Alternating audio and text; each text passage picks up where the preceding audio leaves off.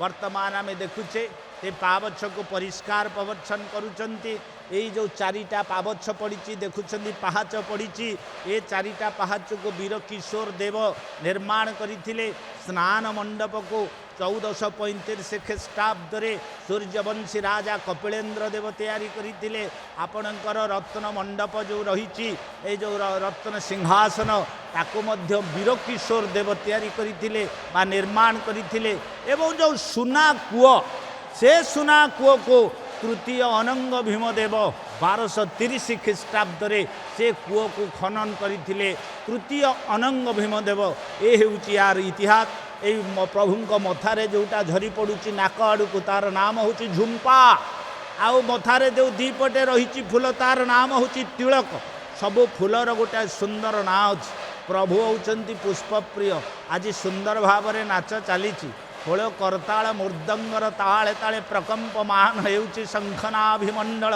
बड़दाण्डरे सकाल भक्त जन माने उल्लसित पुल्लकित प्रफुल्लित आनंदित आज देखुंट प्रभु को अरे प्रभु प्रभु को देखिले किए न नाचब प्रभु को देखिले किए खुशी न हब से देखु किसी माँ माने करपत्र जोड़ी प्रभु को देसी अत्यंत कुदार्थ होउचंती कौन कहउचंती प्रभु भला मुही जंत्र तुम्भे जंत्री सबु जुगे जुगे मो जंत्र नहिले प्रभु खेलिबो का संगे मोर बुझा ठाकुर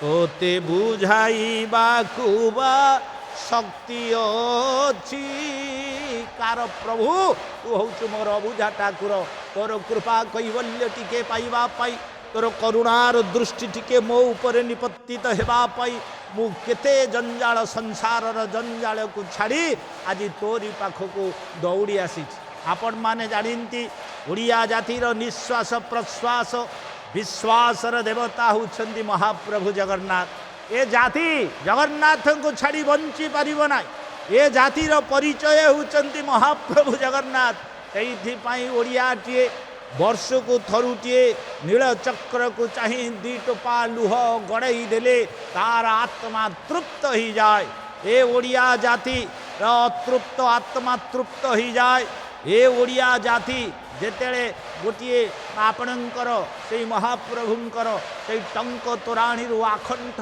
पान कर दिए तार आत्मा तृप्त ही जाए तार तृष्णा मेंटी जाए आपण माने देखुचंती विभिन्न फूलरे महाप्रभु सुसज्जित होती प्रभुंक रूप एते आनंदमय एते आह्लादमय प्रभुंक रूप एते मनीष हृदय भितर आनंद भरपूर कर देउछि तेणु जहा हो से रूप को देखी मोर मने पड़ जाए प्रभु केते सुंदर देखा जाउछन कला बंशी विन्यास धर डोला ढाली बारो केड़े सुंदर सजनी गो जात स्थल से हुआ नंदर सजनी गो इंद्र नीलमणि तनु शोभा देखी मोह हुए तनु सजनी गो होई देई फूल धनु सजनी गो कि सुंदर नेत्र छटा कि सुंदर नेत्र छटा जुबा मन धरा बनिसी कंटा सजनी गो सतींकी करे कूलटा अरे प्रभुंकर रूप को जी देखिब सती भी मध्य कूलटा हो प्रभुंक रूप को देखी परम वैष्णव कवि अभिमन्यु अति सुंदर भाव में आज प्रभुंक प्रशंसा प्रशस्ति रे शतमुख होती जहा प्रभुंकर जो वेश प्रभुंकर तो अपूर्व वेश प्रभु से प्रतिदिन प्रभुंकर जो बेश लास्ट बेश माने आपणकर राति 10टा बेले होए नाम हूँ बड़ सिंहार बेश बड़ श्रृंगार बेश प्रभुंकर बेश 3 प्रकार गोटे हूँ पुष्प श्रृंगार गोटे हूँ वस्त्र श्रृंगार गोटे हूँ रत्न श्रृंगार ए 3टा जाक श्रृंगार राति 10टा बेले होउथिबारु तार नाम हूँ बड़ सिंहार बेश बा बड़ श्रृंगार बेश कि सुंदर भाव में पुष्पराजी आपणकर मंडपरे पुष्प सज्जित होती यदि आमको कहीं मन भितर पचरा जाए मने कर कहीं फल सजाई कौन हो न था ସେଠି ଆମ୍ବ ରଖିଥାନ୍ତେ, ସେଉ ରଖିଥାନ୍ତେ, କଦଳୀ ରଖିଥାନ୍ତେ, ପଣସ ଓଳେଇଥାନ୍ତେ, କିନ୍ତୁ ଫଳ ନ ରଖିକି ଫୁଲ କାହିଁକି କୁହାଗଲା? ତା କାରଣ କ'ଣ ନା ଭଗବାନଙ୍କର ପ୍ରିୟ ହେଉଛି 8ଟି ଜିନିଷ। ସେଇଥିପାଇଁ ତାଙ୍କର ନାମ ହେଉଛି ଅଷ୍ଟଭୋଗୀ। କ'ଣ କ'ଣ ପ୍ରଭୁଙ୍କର ପ୍ରିୟ? କହିଲା ଶ୍ରତ ଗନ୍ଧ ବନିତା ବସ୍ତ୍ର ଗୀତ ତାମ୍ବୁଳ ସେବନ। ଶ୍ରତ, ଶ୍ରତ ଶବ୍ଦର ଅର୍ଥ ହେଉଛି ଫୁଲ। ପ୍ରଭୁ ଅତ୍ୟନ୍ତ ଫୁଲ ପ୍ରିୟ, ସେଇଥିପାଇଁ ବହୁତ ଫୁଲକୁ ସେ ଭଲ ପାଉଥିବାରୁ, ଫୁଲକୁ କାହିଁକି ଭଲ ପାଇଲେ? ଫୁଲ ହେଉଛି କୋମଳତାର ପ୍ରତୀକ, ଫୁଲ ହେଉଛି ବାସନାର ପ୍ରତୀକ। ସେଇଥିପାଇଁ ପ୍ରଭୁଙ୍କର ଅତି ପ୍ରିୟ, 1 ନମ୍ବର ପ୍ରିୟ ହେଉଛି ଫୁଲ। ସେଇଥିପାଇଁ ଫୁଲରେ ସୁସଜ୍ଜିତ ହେଇছে।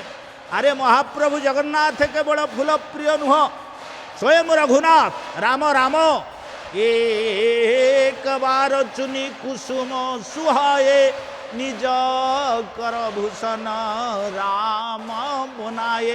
ଭଗବାନ ରାମ ଚିତ୍ରକୂଟ ପର୍ବତରେ ଥିଲାବେଳେ କହିଲେ, ସଖୀ ମୁଁ ଆଜି ତମକୁ ଫୁଲରାଣୀ କରିକି ସଜେଇବି। ଫୁଲରେ କିନି ପ୍ରଭୁ ଏତେ ପ୍ରିୟ ଫୁଲ ରଘୁନାଥ। ସେଇଥିପାଇଁ ଓଡ଼ିଶାର ଭକ୍ତ କବି, ମୋର ମନେ ପଡ଼ିଯାଉଛି ବୋଲଗଡ଼ ବେଗୁନିଆ, ଅଷ୍ଟାଦଶ ଶତାବ୍ଦୀର କବି, ନାମ ହେଉଛି ଅନଙ୍ଗ ନରେନ୍ଦ୍ର। ଏ ଜାତିକି ଯେଉଁ ରାମାୟଣଟିଏ ଦେଇଛନ୍ତି, ସେଇ ରାମାୟଣରେ ପରିଷ୍କାର ଭାବରେ ଲେଖିଛନ୍ତି, କହିଲା ଏତେ କହି କୁସୁମ ତୋଳିଲେ ଯତ୍ନ କରି, ଏତେ କହି କୁସୁମ ତୋଳିଲେ ଯତ୍ନ କରି, ସୀତାଙ୍କ ଅଙ୍ଗରେ ସଜ୍ଜିତ କଲେ ଦଣ୍ଡଧାରୀ। ଅତି ସୁନ୍ଦର ଭାବରେ ସୀତାଙ୍କୁ ଫୁଲରାଣୀ କରିକି ସଜେଇ ଦେଲେ। ପ୍ରଭୁ ହେଉଛନ୍ତି ଫୁଲ ପ୍ରିୟ, ରାମ ଫୁଲ ପ୍ରିୟ, କୃଷ୍ଣ ମଧ୍ୟ ଫୁଲ ପ୍ରିୟ, ଏତେ ଫୁଲ ପ୍ରିୟ। ସେଇଥିପାଇଁ ରାଧା କହିଛନ୍ତି, ଆରେ ସଖୀ, ଆରେ କୃଷ୍ଣଙ୍କର ପ୍ରିୟ ହେଉଛି ଫୁଲ, ତେଣୁ ଆମେ ତାଙ୍କର ପ୍ରିୟ ଦ୍ରବ୍ୟ ଟିକେ ନେଲେ ସେ ନିଶ୍ଚିତ ଆମକୁ ଭଲ ପାଇବେ।